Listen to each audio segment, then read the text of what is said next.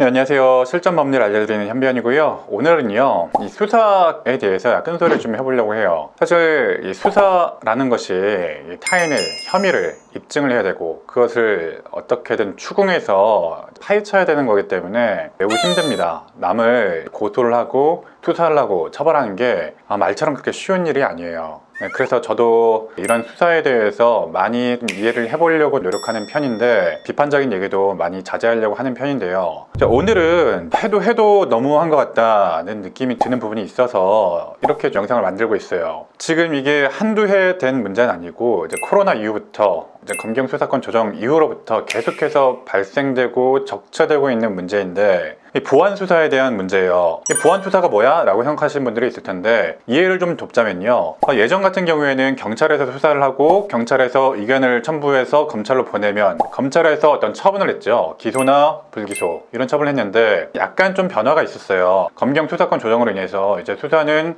전적으로 대부분 경찰에서 맡아서 하면서 경찰에서 검찰로 송치를 할 수가 있고 또 그의 반면에 불송치를 할 수가 있게 됐어요. 이 불송치를 하게 되면은 기존에 검찰에서 한번 검토를 해서 처분할지 불기소를 할지 결정을 하던 것을 검찰이 재량으로 판단을 해서 불송치를 할 수 있는, 그렇게 수사권이 약간 조정이 된 거죠. 이게 뭐가 문제냐라고 생각하는 분들이 있을 텐데, 기존엔 이 검사나 검찰 수사관들이 경찰 수사에서 미진한 부분이 있으면은 판단을 해서 수사 미진한 부분이 있으니까 이런 부분은 조금 더 수사를 좀 해주시라 라고 수사 지휘를 내리는 경우가 있었고, 아니면은 이거는 간단하게 수사를 조금 추가해서 내가 마무리를 좀 해야 되겠다 해서 검찰 수사관분이나 검사가 수사를 추가적으로 해서 처분을 내리던 경우가 좀 꽤 많았었어요. 지금은 검사나 검찰 수사관은 그냥 굳이 그냥 두고 수사를 거의 하지 않고 불송치 되면은 그냥 모든 수사를 경찰이 하게 돼 있단 말이죠. 정말 몇 가지 예외적인 경우를 빼고는. 그러면 이 검찰 입장에서는 경찰이 수사를 해온 부분에 약간 좀 미흡한 부분이 있고 이 부분은 약간 좀 수사 미진이 있는데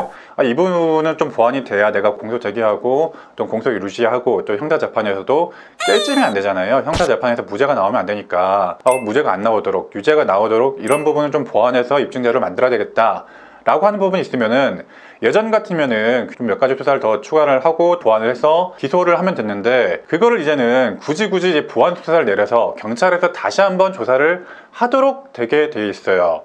이게 그냥 심각한 문제가 아닌 게 엄청나게 심각한 문제가 될 수가 있어요.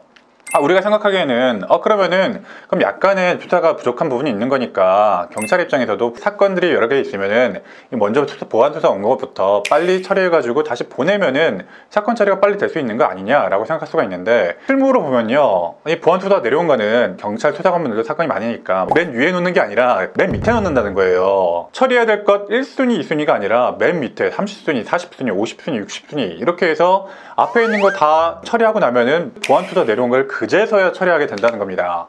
이게 엄청나게 시간이 오래 걸려요. 최소한 몇 개월로부터 1년 이상, 2년까지 가버리는 경우도 있습니다. 본래 수사가 이렇게 오래 끌질 않거든요. 원래 처리해야 되는 기간이 있는데 이렇게 보안 수사 내려온 것에 대해서는 맨 밑에 제일 후순위로 그걸 처리하기 때문에 시간이 엄청나게 허비가 돼요. 이게 뭡니까? 이렇게 되면은 누가 좋습니까? 저는 피해자를 많이 대리하기도 하지만 고소도 많이 대리를 좀 하거든요. 피해자분들을 대리해서 고소하는 사건의 경우에는 피해자분들은 엄청나게 속이 타요. 정말 시간이 가면 갈수록 그 피해는 더 커지고, 나는 진짜 고소를 해서 피해를 본 사실을 빨리 입증받고 싶어 하는데 그래야 나중에 민사소송이고 뭐고 할 거 아니에요. 그런데 수사가 이루어지지 않고, 보안 수사가 한 번, 두 번 하는 것도 아니고 무한 반복하면서 왜 그렇게 되는지 이 변호인이나 고소인들에겐 알려주지도 않고, 그 보안 수사 내려온 것이라도 변호사들한테 빨리빨리 알려줘가지고 차라리 저한테 뭘 어떻게 해라 라고 요청하면 좋겠는데 그것조차 알려주지 않고 세워라 내워라 하면서 1년이나 끈 다음에 그제서야 뭔가 한 다음에 기존 판단과 배치되는 그런 판단을 해버리면은 정말 허탈하죠. 피해자 입장에서도 허탈하고 고소를 대리해줬던 변호인도 허탈할 수밖에 없어요. 그렇다고 피의자를 변호하는 경우에는 좋냐? 그렇지도 않습니다.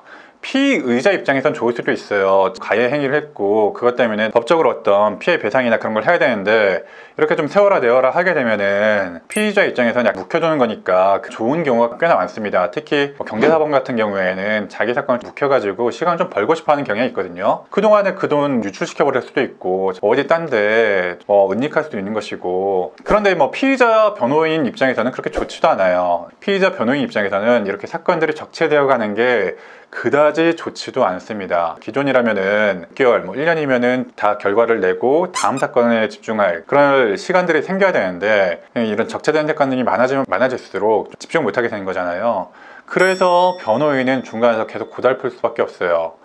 전 잘 모르겠습니다. 어떤 경찰이나 검찰이나 누구든 수사를 해서 결론만 내주면 되는데 이게 왜 이렇게 보안 수사가 계속해서 내려오고, 보안 수사는 왜 계속해서 처리가 지지부진하며, 보안 수사의 어떤 기간을 정한다던가 빨리 처리될 수 있는 그런 법제가 있으면 좋을 텐데 지금으로선 전혀 그런 내용이 없거든요.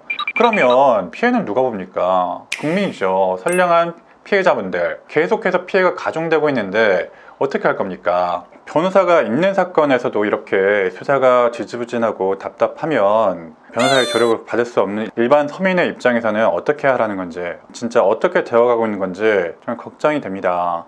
경찰이든 검찰이든 검찰 수사관이든 다 좋으니까 수사할 수 있게 좀 해줬으면 좋겠습니다. 이 보안 수사에 무한 굴레 반복되지 않도록 법령이든 뭐든 규칙이든 뭐든 수사 실무든 뭐든 다 좋으니까 뭐든 좀 정리가 좀 되었으면 좋겠습니다.